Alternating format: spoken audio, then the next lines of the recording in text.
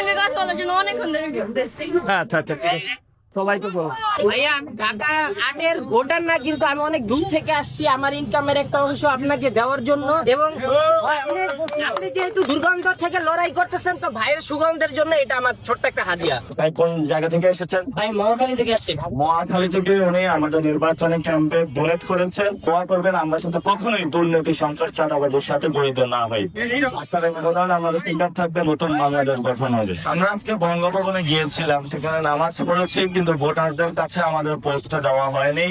Vote কেন্দ্র কেমন আমরা দেখতে চেয়েছিলাম, সেটার কাছেও আমাদেরকে যেতে দেওয়া হয়। আর বিভিন্ন জায়গায় তো সাইবার বুলিং থেকে অনলাইন হ্যারাসমেন্ট, গালি গালাজ, বাচ্চাদের সমতুল্য আমরা ওনাদের। সারাদিন অনলাইনে বসে বসে গালি গালাজ করে, আর মিডিয়া তো একসাথে পায় অনেকগুলা, সবগুলো বসে বসে গালি গালাজ করে।